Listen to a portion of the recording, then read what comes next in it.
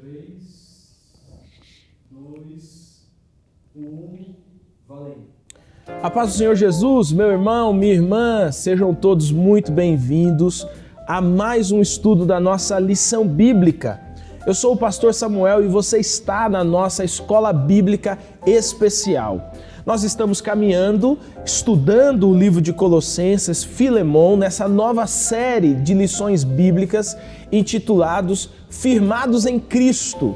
Então você já está conosco já há algumas semanas, onde temos buscado desenvolver cada um dos temas dessa lição, buscado aprofundar o nosso conhecimento em cada um dos temas dessa lição.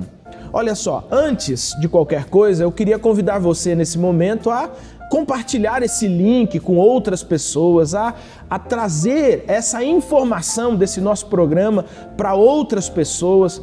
Olha só, quando você entra aqui no canal, no YouTube, existe uma ferramenta aqui no YouTube chamada playlist. Nessas playlists, você pode olhar cada uma das programações e cada uma dessas séries que nós estamos estudando, para que você não perca nenhum episódio, nenhuma lição bíblica, que para além de te ajudar aí no cotidiano da sua igreja local, também pode ajudar bastante também na sua vida.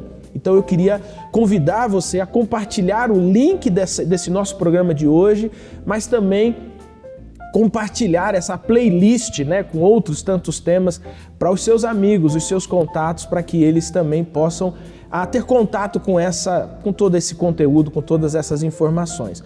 Olha só, eu lembro também você que, como temos refrisado todas as semanas, a se inscrever em nosso canal aqui, lá embaixo, se você ainda não se inscreveu, a pedir ali, clicar no sininho para que ele diga para você cada vez que uma programação nova entra no ar, para que você não perca nenhuma novidade. Bom, então, eu quero nesse momento convidar você, nós vamos estudar hoje a lição de número 5, Não se deixem enganar é o tema da nossa lição, que você pegue aí a sua Bíblia Sagrada, a sua lição bíblica e eu convido você, juntamente conosco, a estudar mais um dia, mais um tema da nossa lição bíblica. Então vem com a gente nesse novo estudo.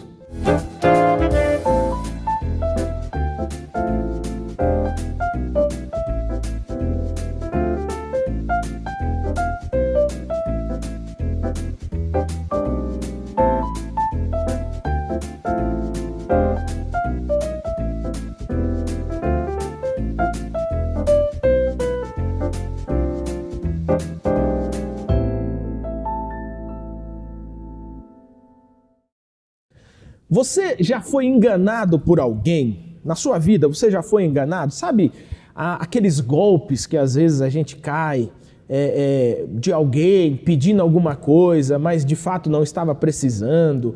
Ou alguma coisa que você comprou e não era necessariamente, não era exatamente aquilo que você desejava e etc. Eu me lembro que eu caí uma vez num golpe comprando, queria muito ter uma câmera fotográfica digital, e aí encontrei na internet uma câmera, estava num preço bom e eu tinha o dinheiro, e então eu efetuei a compra, fiz a transferência do valor e aí a pessoa desapareceu, a pessoa sumiu e eu nunca mais tive notícia nem da câmera, nem do meu dinheiro, nem da pessoa. É muito ruim, a gente se sente muito mal quando a gente é enganado. Mas pior do que a gente ser enganado é a gente se deixar enganar. Não existe assim algumas situações da nossa vida, da sua vida, que você diz assim, olha, eu dei bobeira aqui. Eu não precisava ter acreditado dessa forma, eu não precisava ter acreditado desse jeito. Ou como dizem algumas pessoas, eu sempre desconfiei disso, mas assim, num lapso de tempo, de memória, eu acabei caindo nessa armação, caindo nesse conto, O nosso país e o mundo, ele está muito, fervilha muito com essa expressão, fake news, Ou seja, notícias falsas, coisas que não são verdadeiras. E quando nós olhamos aqui na continuidade do nosso estudo em Colossenses, nós vamos perceber que havia na igreja de Colossenses alguns desses trambiqueiros, digamos assim, enganadores da religião, que insistiam em ensinar coisas falsas. E por ensinar coisas falsas, o que eles faziam? Eles enganavam as pessoas. E então, o apóstolo Paulo, ele vai escrever, tentando fazer os irmãos da igreja de Colossos entender o seguinte: olha, vocês não podem se deixar enganar.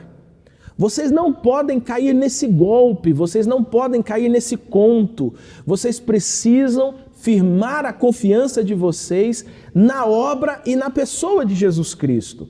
Isso que está sendo ensinado é falso. Tem um outro negócio que as pessoas costumam falar muito, é que elas dizem que lá no FBI, por exemplo, para ele identificar notas, né, de dólares falsas, eles não estudam as notas falsas, eles estudam as notas verdadeiras. Não é um negócio interessante para a gente pensar? Ao invés de você gastar tempo com aquilo que é falso, eles gastam tempo com aquilo que é verdadeiro. Eles percebem cada simetria, cada nuance, cada detalhe de uma nota verdadeira, de tal forma que quando uma nota falsa aparece diante dos olhos deles, eles têm facilidade de identificar. E é isso que o apóstolo Paulo vai fazer aqui. Ele vai convidar os irmãos da igreja de Colossos a firmar o olhar naquilo que é verdadeiro, a aprofundar o aprendizado naquilo que é verdadeiro, a olhar para essa singularidade, a olhar para essa pessoa, para a profundidade de Cristo, de tal forma que quando qualquer outra mensagem, ensino, for sendo trazido e ele for falso, você rapidamente identifica.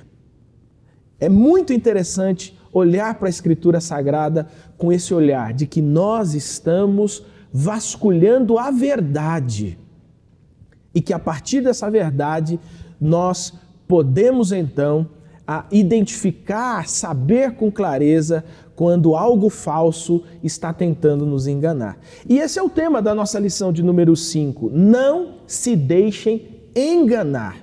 E o propósito, o objetivo dessa lição é justamente nos fazer entender a singularidade da pessoa de Cristo, assim como a singularidade da obra de Cristo, de tal forma que todas as armadilhas, falsidades, artimanhas que tentam de alguma forma nos coaptar, nos aprisionar, sejam identificadas por nós. Então, nós precisamos do Evangelho. E a partir da verdade do Evangelho, nós vamos identificando aquilo que é falso para que a gente não se deixe enganar. Bom, eu quero fazer uma leitura aqui do texto base da nossa lição antes de apresentar o nosso convidado. Observe bem o que está em Colossenses capítulo 2, versículo 8. Tendo cuidado para que ninguém vos faça presa sua por meio de filosofias e vãs sutilezas, segundo a tradição dos homens, segundo os rudimentos do mundo e não segundo a Cristo. Como é que nós podemos não nos enganar ou não nos deixar enganar a partir do conhecimento verdadeiro da obra e da pessoa de Jesus Cristo? Nessa nossa lição, para nos ajudar a responder a essas perguntas, o nosso convidado de hoje é o pastor Josias. Pastor Josias, nosso amigo, estávamos aqui conversando antes de começar justamente essa nossa gravação. E aí, o pastor Josias pode contribuir muito para as respostas dessa nossa lição de hoje, a lição de número 5. Por isso, pastor Josias, seja muito bem-vindo mais uma vez e que esse nosso tempo aqui seja abençoador para a nossa vida, e também para a vida de todos aqueles que estão nos assistindo. Obrigado, pastor Samuel, paz do Senhor, paz de Deus, irmãos. É um prazer, né, estar aqui, principalmente para falar do nosso Senhor Jesus Cristo, né, que a gente não consegue parar de falar dele, né, assim como não conseguimos parar de falar com ele. Também falar dele, a gente não consegue parar de falar, por isso que é uma grande satisfação estar aqui junto com os irmãos para falar do nosso Senhor. Amém, que legal.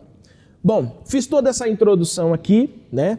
Se você observar aí na sua lição bíblica, no texto em foco, ela está dividida em 4 tópicos, né? No primeiro é reafirmando a suficiência em Jesus, o segundo é reafirmando a identidade de Jesus, o terceiro é reafirmando a dignidade de Jesus e o quarto é reafirmando a obra de Jesus. Pastor Josias, então nós vamos caminhando aqui por cada um desses tópicos através das perguntas aqui da nossa lição. E eu queria então já fazer a primeira pergunta, né, que também está baseada nesse primeiro tópico da nossa lição. Fale de 4 imagens vividas, 4 imagens vívidas sugeridas na linguagem de Paulo para expressar a firmeza de andarmos no Senhor Jesus. Quais são elas aí, conforme esse primeiro comentário? Aqui tem esse primeiro comentário que está justamente falando sobre essa suficiência, né? Exatamente. Antes nós devemos entender por que Paulo está reafirmando essa suficiência de Cristo, como bem disse você no começo.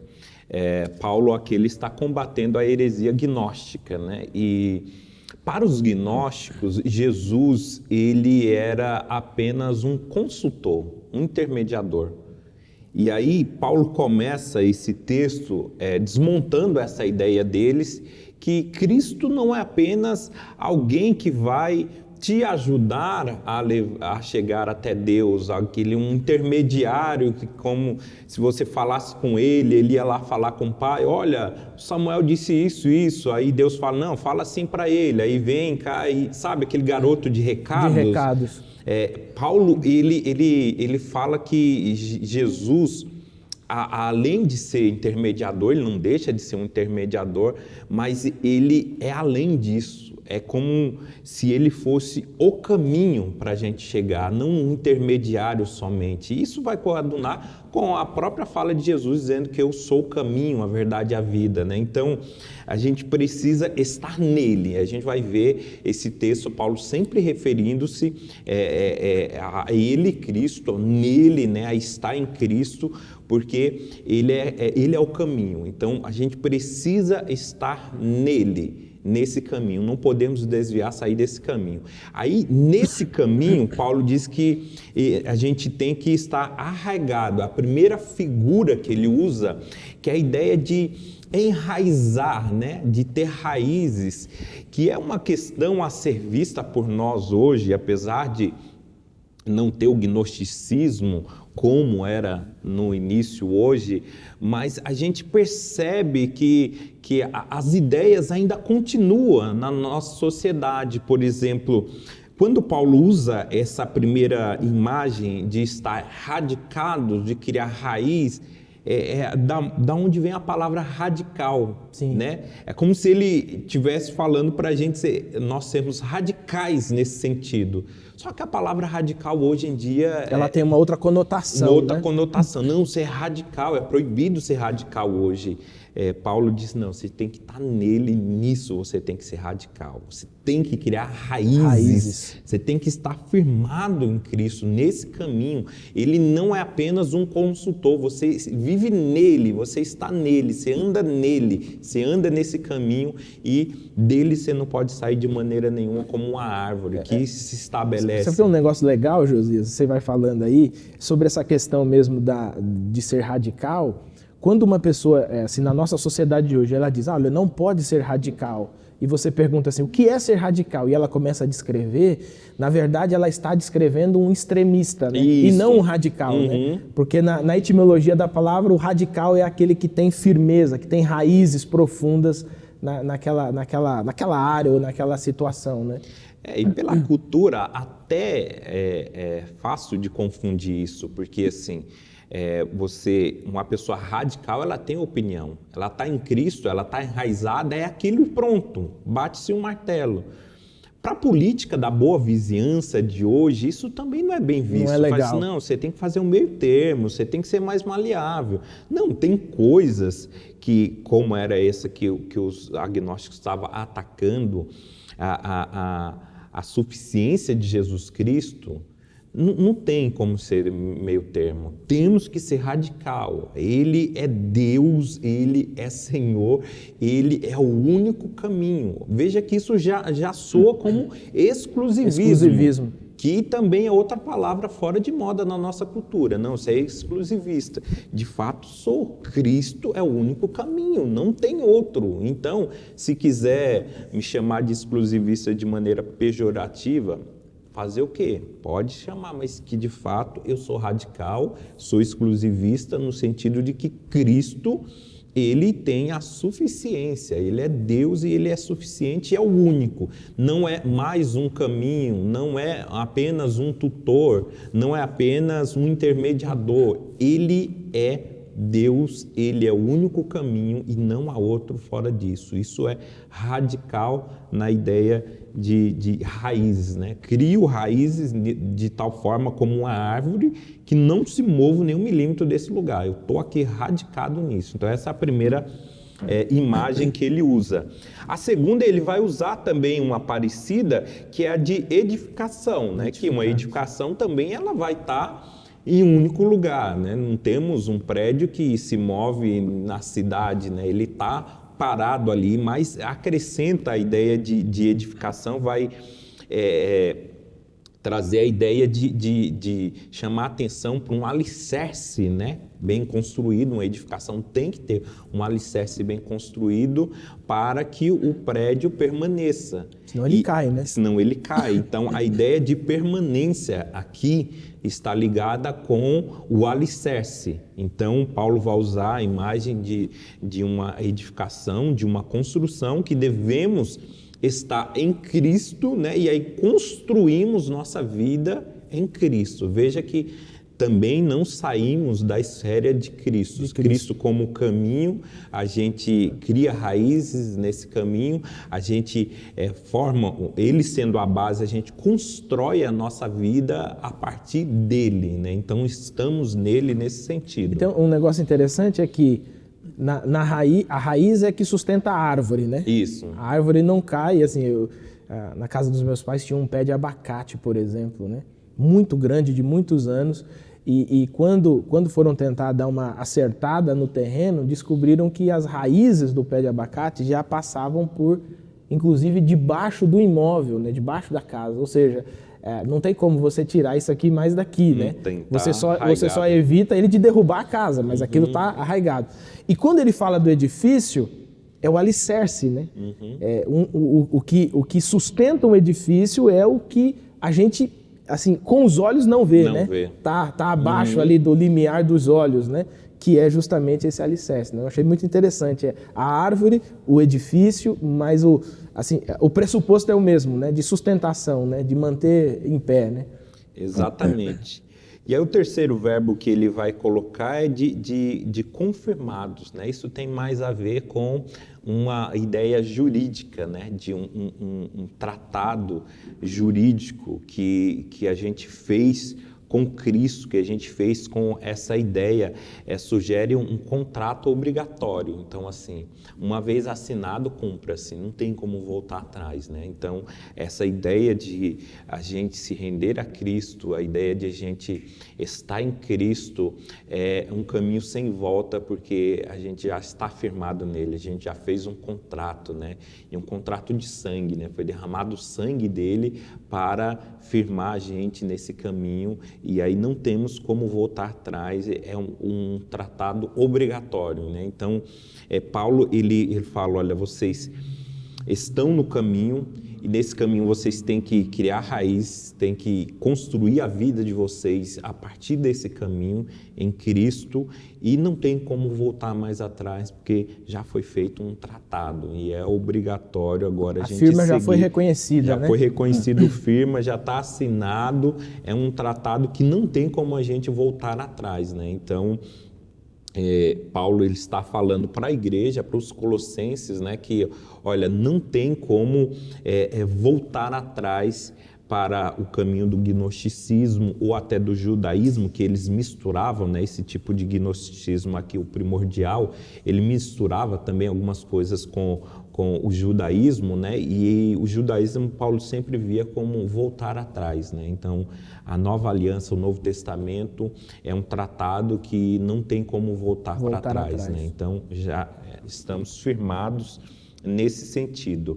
E a quarta imagem que ele vai usar aqui é a ideia de crescendo, né? Que no original, se a gente olhar a palavra no original, ela tem a ideia daquele crescer até transbordar, né? Muitos vão usar a palavra, a imagem de um rio que transborda, né? Mas poderíamos usar uma fonte transbordante, né? Algo que cresce até transbordar, né? Então essa imagem que ele usa para mostrar a suficiência de Cristo é que além de a gente estar firmado, a gente está edificado em Cristo, construímos nossa vida, a gente tem um tratado com Ele que a gente não volta mais atrás. Isso não deve ficar somente para nós, deve transbordar para outras pessoas, né? Como um rio transborda, né? Levando todos os sedimentos e fertilidades, né? Para suas bordas, assim também a vida do cristão que conhece a suficiência de Cristo. Ele é tão suficiente que ele me enche e transborda, e outras pessoas são beneficiadas pela obra que ele fez em mim. É impressionante isso, né? Essa demais. ideia de transbordar, porque às vezes a gente tem a cena, né, de algo que transborda, mas depois volta ao normal, né? Mas quando a gente pensa, por exemplo, numa fonte, né, ela enche, transborda e continua jorrando, né? Ela continua jorrando, ou seja, essa ideia do transbordar, ela é contínua, né? Ele não para de transbordar, ele continua transbordando, né? E isso é que o Evangelho, através da nossa vida, faz no mundo, né? Isso, e aí quando a gente une, né, as quatro imagens, aí a gente chega aqui ao tema da lição. Não se deixe enganar, não tem como uma pessoa que está em Cristo, arraigado, que edificou sua vida em Cristo, que fez esse tratado com Cristo e que transborda a vida de Cristo para outras pessoas, jamais ela vai ser enganada por qualquer tipo de doutrina, né? Legal, legal. Bom, na nossa pergunta de número 2, então, no capítulo 2 e 9, né, 2:9 de Colossenses, quem é Jesus segundo as Escrituras? Os gnósticos tinham uma visão correta sobre a identidade de Jesus? Pastor Josias, eu quero só fazer um paralelo aqui. Você citou a questão do... não sei se você usou a expressão primeiros gnósticos, uma coisa assim, né? Os primordiais, né? Só para lembrar você que o gnosticismo, como uma doutrina, como uma filosofia estruturada e etc., surgiu só no 3º século, tá? Então, aqui em Colossenses, toda a base do gnosticismo está presente, né? Alguns estudiosos chamam de protognosticismo, né? O Josias aqui chamou de primordial, né? De primeiro. Então, é só para você ter uma ideia e se situar de maneira cronológica na história. O gnosticismo como filosofia existe a partir do 3º século, mas aqui em Colossenses toda a base do gnosticismo está abalando a igreja, que está movimentando a igreja, tá? Só para justificar aqui para você cronologicamente. Então, pastor Josias, pergunta de número 2. Os gnósticos, né, na segunda parte, tinham uma visão correta sobre a identidade de Jesus? E quem é Jesus segundo as Escrituras? Bom, os gnósticos, eles tinham uma visão totalmente equivocada sobre Jesus Cristo, né? Tanto que nessa construção aqui, né, um gnosticismo primordial, o princípio ainda, como você disse, não está estabelecido, mas a ideia de beber em várias fontes, misturar as coisas, já estava acontecendo, presente, né? Então eles vão pegar da filosofia grega, né, aquilo que Platão vai chamar ali do mito da caverna, né, que ele vai ter uma ideia ali de que o corpo é uma prisão, então a gente vive num lugar ruim, porque a gente está aprisionado num corpo ruim, que o bom mesmo é o transcendental, quando a gente se libertar desse corpo, então nós teremos uma boa vida e tudo mais. Eles pegam dessa ideia, né, então passa a olhar de maneira pejorativa a carne, o corpo. Então, assim, se o corpo é ruim, tudo que nele tem é ruim. É ruim. Então, a carne, ela é ruim. Então, a gente vai ter que combater tudo que a carne quer, que ela gosta, que precisa, porque o foco é no transcendental. E aí, como conciliar a ideia de um Deus que se fez carne? Então, peraí, um Deus, ele é perfeito, mas se ele se fez carne e a matéria é má, como que eles conciliam isso, né? Então, a dificuldade devia ser muito grande. Muito grande. Né? Muito então, grande. Aí eles têm a ideia do demiurgo, né? Eles tinham a ideia de que Deus ele tem várias manifestações, Deus se manifesta, né? Se manifesta de várias formas, né? São emanações de Deus, e eles vão considerar que o Deus é o todo dessas manifestações. Então, dessas manifestações, veja que eles nem consideram que Jesus é o todo, né? Deus é um todo dessas emanações que eles acreditam que Deus tem. Então, uma emanação em si não é um Deus perfeito, é uma emanação, mas eles diminuíam Cristo, né, a identidade de Cristo, a tal ponto que ele nem considerava Jesus uma emanação disso.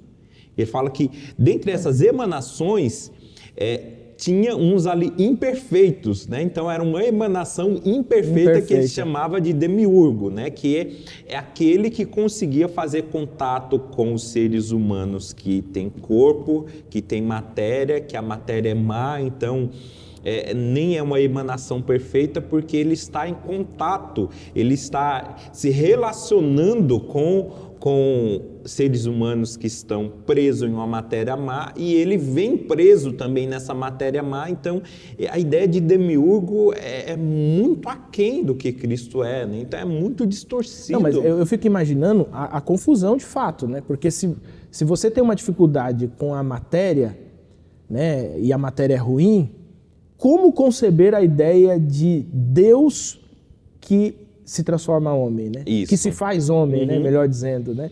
É muito difícil mesmo para você sustentar uma doutrina dessa, tendo uma verificação de que Deus se fez humano, né? É por isso que eles vão optar por essa ideia do demiurgo, né? Porque não é nenhuma emanação perfeita. Ele é um intermediário, né? Isso, é uma espécie de semideus, né? Como fosse um semideus que aí está misturado com os seres humanos, que se relaciona com os seres humanos, e aí ele é imperfeito por estar no corpo humano. E aí Paulo, ele vem com tudo, né? Porque ele está em um embate falando de uma questão central de Cristo e do cristianismo, do evangelho. Então, ele não pega leve de fato, né? Ele já chega falando que em Cristo, ele sendo o perfeito Deus, né, que habitou em carne, já para tirar isso da mente de ele todos os colossenses. Ele já quebra no meio essa ideia, né, gnóstica. Ele é o perfeito Deus que veio em carne, e aí ele usa a expressão pleroma, né, que é a ideia de plenitude, que nele habitou a plenitude, não é uma emanação, muito menos um demiurgo, é o todo mesmo, que ele pleno, acreditava, né? O pleno está nele. habitou em carne. E aí, então, isso destrói a falácia gnóstica, né? Ou desses falsos religiosos que na época nem eram chamados de gnósticos. Mas ele destrói porque ele fala assim, olha, então, se isso é verdade, se o evangelho é isso de fato, então a matéria não é má como eles acreditavam. Como que pode um Deus pleno, na sua plenitude, habitar corporalmente em um ser humano e não diminuir a sua divindade em nada e se relacionar com seres humanos, viver como seres humanos e viver sem pecado, né? Então, isso é um checkmate nessa ideia aí do... Isso alinhava tudo, né? Vai prendendo tudo e a carga não vai nem para lá nem para cá, tem, né? A ideia de firmeza novamente, de estar arraigado, não tem como se mover nem 1 milímetro para a direita ou para a esquerda, né? Porque Cristo, de fato, ele é plenamente Deus. É isso que as Escrituras vão afirmar, não somente em Colossenses, mas em vários outros textos. Ele é plenamente Deus, né? Que habitou em um corpo. E essa habitação foi plena também, foi pleuroma, né? Foi perfeita, um perfeito Deus habitando no ser humano, a ideia de ser 100% Deus e 100% humano, e a humanidade não diminuir nada a divindade dele, nem a divindade diminuiu a humanidade de Cristo. Legal, legal. Essa é uma doutrina, né? A gente chama, é uma doutrina central, inclusive, quando nós estudamos Cristologia, que trata justamente dessas duas naturezas, né, do Criador, né, as duas naturezas de Cristo, né, homem e Deus, né, e elas são associadas e não podem mais ser dissociadas. Então ele continua sendo pleno Deus, pleno homem, e você pode aí, se quiser se aprofundar um pouco mais nisso, né, teve um outro programa aqui no programa Texto e Contexto que foi tratada dessa questão, então você pode depois dar uma busca aí e você encontrar também para você aprender um pouco mais do que a Escritura fala a respeito de Jesus. Bom, pastor José, então ficou claro aqui que a visão que aqueles, né, vamos colocar aqui como gnósticos, era distorcida, completamente distorcida, a partir também daquilo que eles criam, mas que a Escritura revela uma verdade irrevogável e questionável que sustenta essa ideia de, a partir dessa verdade, eu não preciso mais me deixar ser enganado, né? Não posso nem, porque não tem como se dizer cristão se fugir disso, né?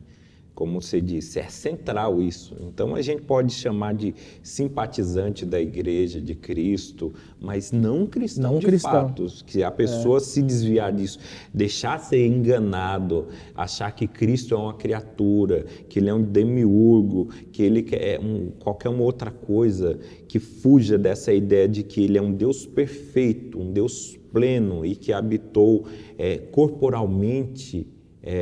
Não tem como dizer que uma pessoa é cristã. E isso aqui também, pastor Josias, coloca em xeque uma doutrina famosa, né, da cristandade, que é a imortalidade da alma, né? Também. Coloca em xeque isso, né? Porque você vai perceber claramente que bebe-se lá naquela fonte, na mesma fonte que dá origem ao gnosticismo, que vai dar origem a essa ideia de que a alma é imortal, né? Ou de que a alma sobrevive fora de um corpo, né? Atingindo essa ideia de atingir um grau de superioridade, né? Depois de liberta desse corpo, então, meu querido irmão, esse também é um assunto que, se você quiser saber um pouco mais, inclusive no nosso doutrinal, um dos tópicos lá do nosso doutrinal é chamado de mortalidade da alma, justamente porque nós não cremos na imortalidade da alma, né? E lá tem algumas razões bíblicas para isso. É um parêntese aqui, mas está bem relacionado. Sim, né? Bem relacionado. É porque assim, é um assunto que deve ser tratado à parte, que é muito gigantesco, né? Assim como um outro, o espiritismo tem a ver também com essa ideia. Verdade. Mas aí são assuntos que devem ser tratados à respeito à parte. Disso, né? tratamos numa outra ocasião, numa outra oportunidade, né?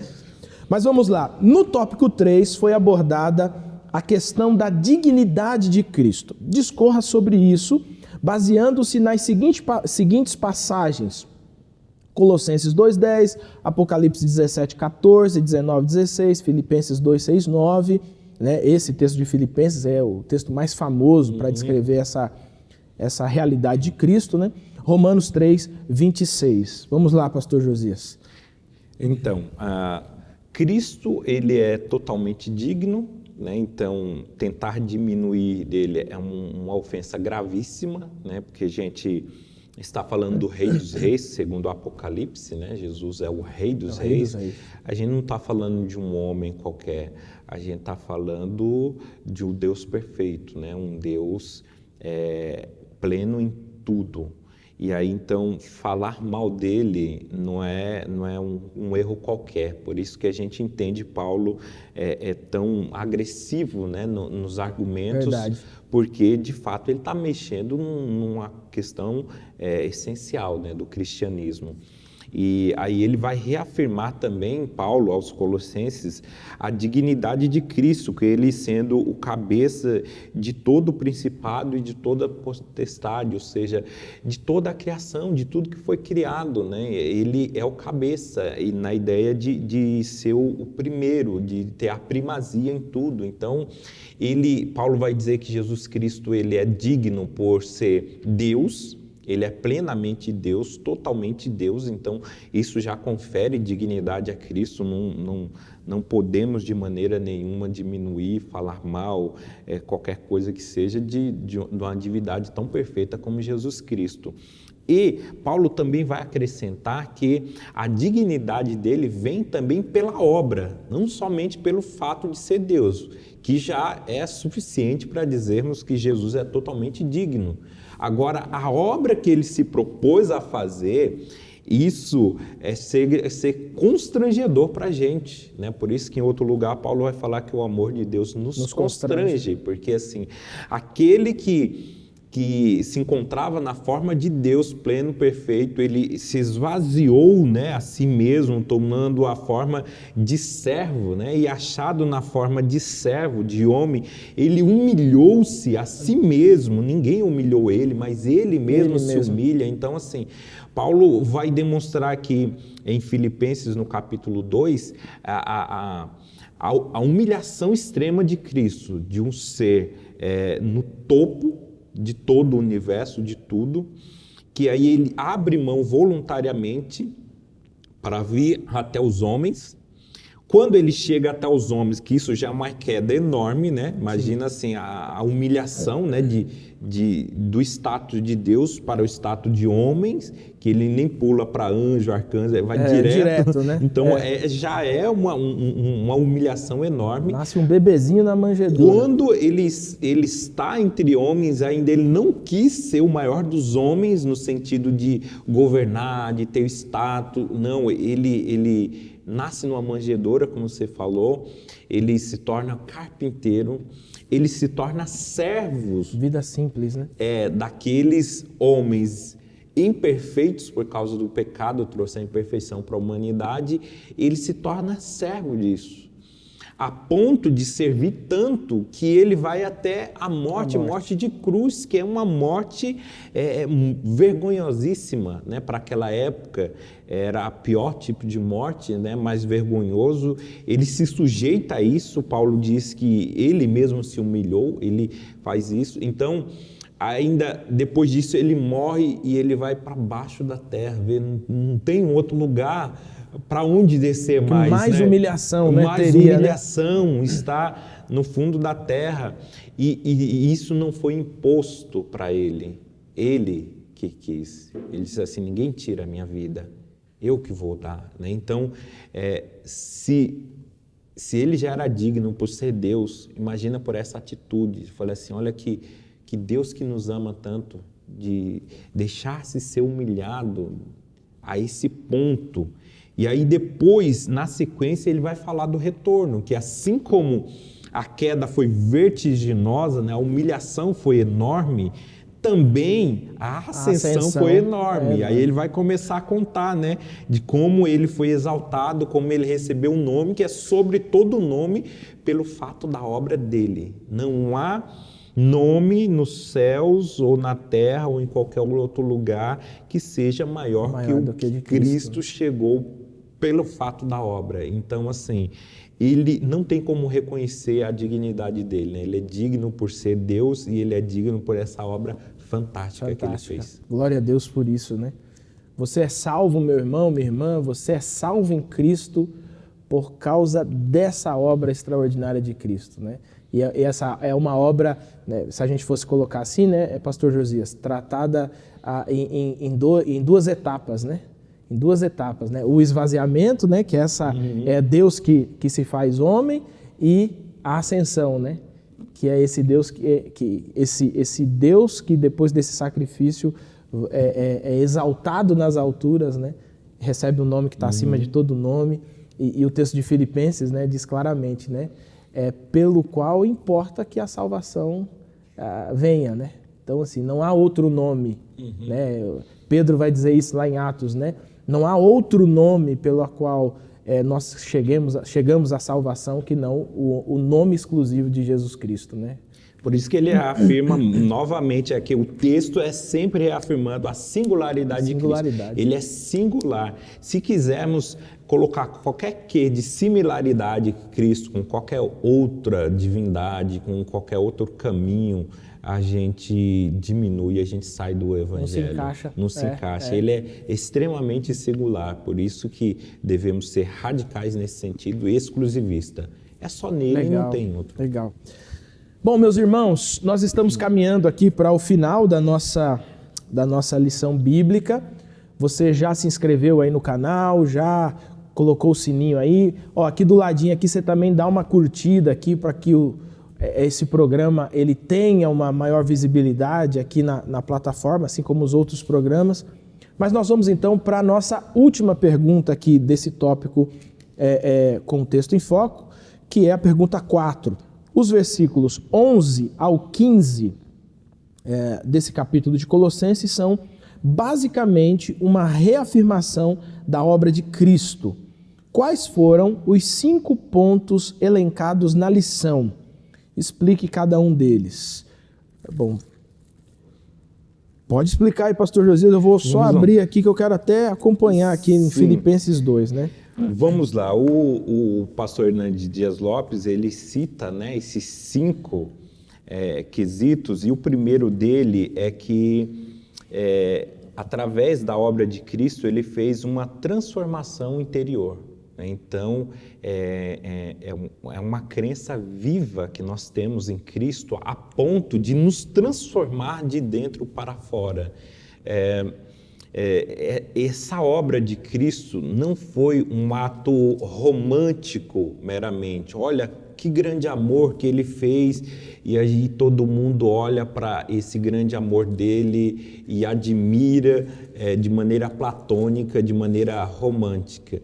Não, isso teve um efeito tão grande de que quem entra em contato com essa história, quem entende essa história, provoca uma transformação interior. Que nos romances platônicos a gente não consegue isso, né? Você pode ler um livro romântico, você pode assistir um filme romântico como um Titanic, mas isso não transforma a sua vida. Por mais lágrimas que você derrame, por mais emocionante que seja, mas não existe uma transformação radical, né? Como existe esse ato de amor de Cristo por nós. Essa obra dele transforma a gente, faz a gente mudar de status, né? A gente muda de status, que aí a gente já entra na segunda questão, é que Jesus ele proporcionou uma vida radicalmente nova, né? Então, essa mudança interior promove uma mudança exterior radicalmente nova. Então, nova que na lição o autor fala que para se comparar, a gente não pode comparar como alguém que esteve doente no hospital e saiu do hospital, mas aquele que morreu e ressuscitou. Isso é totalmente diferente, né? Para ver como que é a radicalidade dessa nova vida. Tanto que alguns teólogos vão chamar essa ideia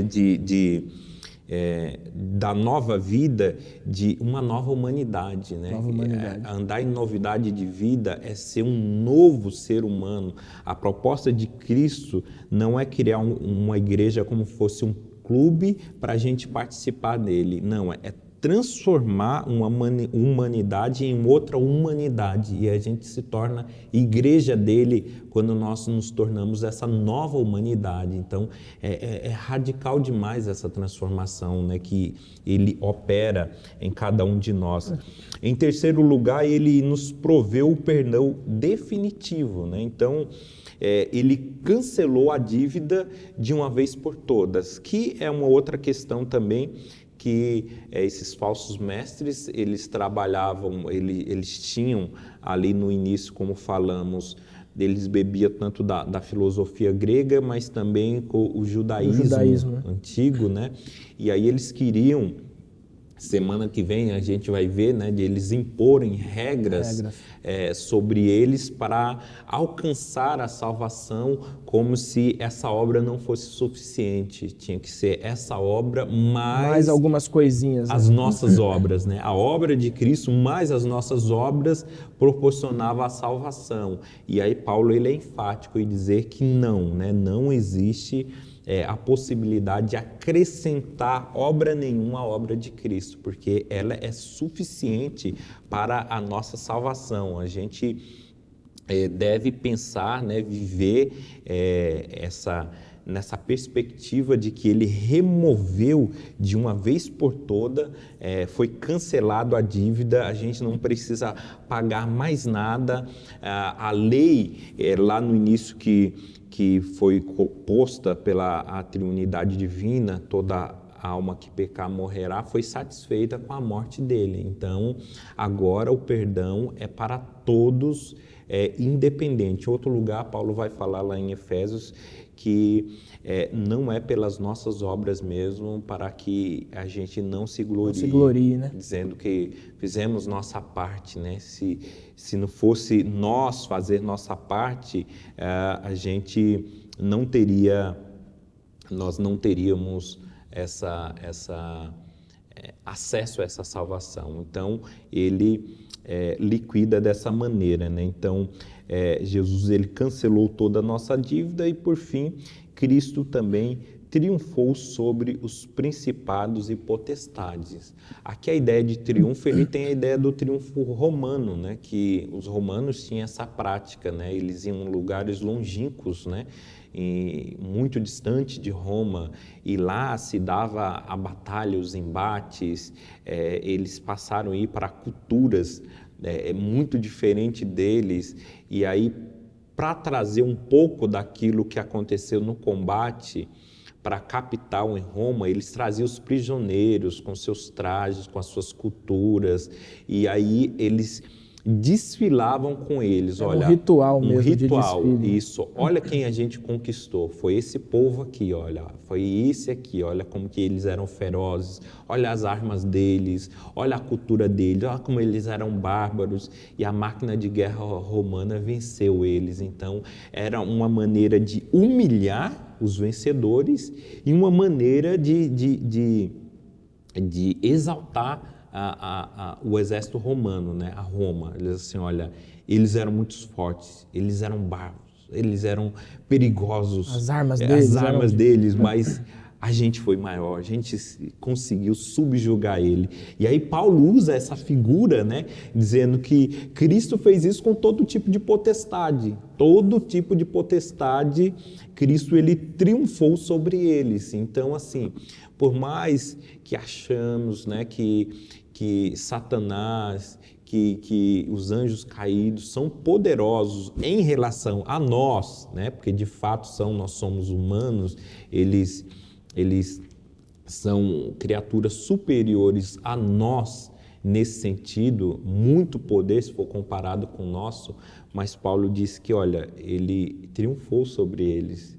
Então, assim, por mais ferozes que são, que andam rugindo como leão, tentando tragar a gente, por mais habilidades que eles tenham, Jesus é imensamente superior, que ele triunfou sobre todas, não deixou nenhuma, né? Era diferente dos romanos que triunfava sobre uma tribo. Eles iam lá com os bárbaros e triunfava sobre esse. Paulo fala assim, ele triunfou sobre todos, não ficou ninguém. Ele conquistou tudo de uma vez por causa da obra dele. Glória a Deus por isso. Essa é a obra extraordinária de Jesus Cristo e depois de entender essa obra é impossível a gente continuar tentando viver uma vida sem Cristo, né, Pastor Josias? Para a gente terminar, Pastor Josias, eu queria que você desse uma palavra para os nossos alunos aqui, como que eles podem continuar firmes nessa singularidade de Jesus e, ao mesmo tempo, como que eles podem resistir ali e não cair nessas armadilhas dos falsos mestres. Bom, a primeira dica você já deu no começo lá do pessoal do FBI, né? De você lidar com o verdadeiro primeiro para saber como que é o falso. Porque assim, o verdadeiro só existe um. Então isso já simplifica muito a nossa tarefa. Diminui bastante a pesquisa, né? Isso. A gente vai com o único verdadeiro. Se a gente quiser pesquisar todos os falsos para dizer, não, vou estar precavido... Você não tem tempo para isso. Né? Você não tem tempo para isso. É uma perca de tempo se aprofundar na falsidade para tentar evitá-la. Não, eu tenho que conhecer o erro, tenho que conhecer o falso para eu não cair. Não, vá para o caminho mais fácil. Vá para o verdadeiro. Então, centre em Cristo, na singularidade dele. Ele é o único verdadeiro, ele é o único caminho, ele é a única verdade a Cristo. Então, fique centrado nisso, crie raiz, edifique nisso, que aí você não consegue ser enganado, porque qualquer coisa que vai vir diferente. Você fala, isso não é Cristo. Isso não é Evangelho. Isso aqui não é a verdade, porque eu conheço de fato a verdade. Então, o estar centrado em Cristo, ele vai nos ajudar a identificar qualquer outra coisa estranha, né? Qualquer outra estranha, porque a gente está centrado em Jesus Cristo. E também devemos estar alerta, né, com as armadilhas de falsos mestres, né? Porque vejamos aqui, Epáfras, né, que vai levar essas informações para Paulo na cadeia, ele diz assim, olha, está tendo um problema lá. E Epáfras, ele aprendeu de Paulo, ele foi bem discipulado por Paulo. Mas veja que mesmo uma pessoa bem discipulada, alguém já bem avançado no Evangelho, viu dificuldades, porque não há as heresias que entram na igreja não são totalmente antagônicas, não são aberrações, né? Eles vão vir, são dinâmicas demais, são né? dinâmicas, disfarçado de piedade, né? E assim, e aí quando a gente enxerga, a gente sabe o verdadeiro, a gente enxerga, mesmo que tenha um ar de piedade, a gente fala, olha, isso é muito sério, é muito sério o que eles estão falando. E aí Epáfras vai pedir o auxílio para Paulo, né? Paulo, olha, está acontecendo isso lá, e aí Paulo ele vai escrever e vai em cima da questão, porque ele entende, fala assim, olha, tem aqui um engodo, apesar de aparência não ser tão ruim assim, a proposta que eles falavam, né? Ele não era totalmente contrária, né? Como a gente tem algumas proposta hoje que chega, não, abandona Cristo, e não, Deus não existe, né? A proposta do ateísmo, por exemplo, é tão antagônica quando choca, né? Bate assim, choca, fala, não, tá fora. Agora, quando chega assim, não, continue adorando a Cristo, mas não é tudo isso que você pensa, não, tá? Adicione um pouquinho, acrescenta um pouquinho, dá uma diminuída pitadinha aqui, daqui. Olha, essas suas práticas religiosas, continua nela, fazendo, olha, e aí vai colocando sempre o engodo ali. Então, quando olha-se no geral, fala, não, está falando para continuar adorando a Cristo, não negava Cristo totalmente, ele só dava uma diminuída, mas esse só já fazia já todo o arrebentava estrago. tudo, né? Incentivava as práticas religiosas, continue, né, fazendo isso e tal, porque isso vai ajudar você a entrar em contato com o transcendente, aquela vida após a morte, quando estivermos libertos dessa matéria má, você vai alcançar dessa maneira. E eles colocavam coisas que já faziam parte do rito, né, da vida religiosa dos crentes e também dos judeus. Então eles colocam isso junto. Era um ponto em comum, né? Isso, um ponto em comum. Vê que não é algo estranho. Eles estão afirmando. Só que eles invertem a prioridade, a ordem, né? Quando eles invertem a ordem de que, olha, essas coisas aqui é para salvação, aí também degringola de um jeito. A heresia se carimba, né? Carimba, como heresia, isso, né? como heresia, e se passando-se por algo legal. Né? Legalmente cristão, mas de fato não é. Amém. Meu querido irmão, minha querida irmã, chegamos ao fim do nosso estudo. Pastor Josias, queria que você orasse por nós aí nesse momento. Vamos orar. Ó Senhor Jesus Cristo, nós te agradecemos por estar em Tua presença, falando de Ti para todos os nossos irmãos que nos acompanham, e pedimos a Tua graça, Senhor. Agora nós queremos falar contigo e fazer esse pedido. O Senhor sabe de tantas heresias que existem hoje no mundo, que tentam adentrar a Tua igreja, e muitos podem cair nessas heresias, Senhor. Mas que o Teu Santo Espírito nos mantenha alerta. Queremos centrar na verdade, por isso nos ilumine todas as vezes que abrimos a Bíblia, a Tua Palavra, que possamos ter contato diário com o verdadeiro, com o Cristo de Deus perfeito, que habitou corporeamente, que viveu em nosso meio. Nós estamos arraigados nisso, não queremos sair disso.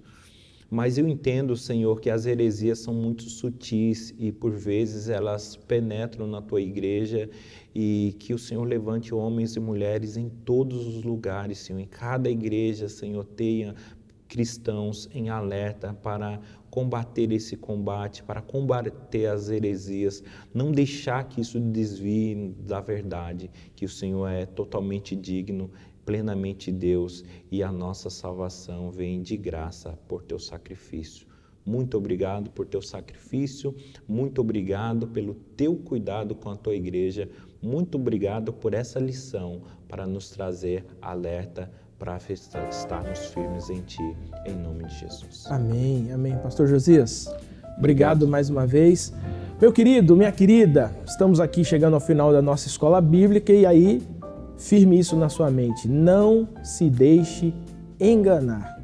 Meu irmão, busque o Evangelho, leia o Evangelho, estude o Evangelho, ouça pessoas que pregam o Evangelho, para que você não se deixe enganar, tá? O sacrifício de Cristo na cruz é o que trouxe salvação para a sua vida, isso não é meritório, e você precisa firmar a sua convicção nessa verdade, amém? Olha só, durante toda essa semana temos aí os nossos programas. Se você ainda não segue a gente aqui, os Promessistas Brasil, lá no Instagram, vá lá no Instagram, Promessistas Brasil, siga lá no Instagram para você ficar por dentro de todas as novidades. Lembro você também de toda a nossa programação, tem novos programas que vão entrar no ar aí. Lembrando você que dia de segunda-feira nós temos o Texto e Contexto, às terças-feiras, Conexão Feminina, quarta-feira, nossa escola bíblica, quinta-feira, Promessas de Esperança, e tem algumas programações novas chegando aí, tem uma Mais Que Som, muito interessante e muito edificadora para a sua vida. Por isso, em nome de Jesus, que você tenha bons estudos e que você tenha uma feliz semana, em nome de Jesus. Nos vemos na próxima semana.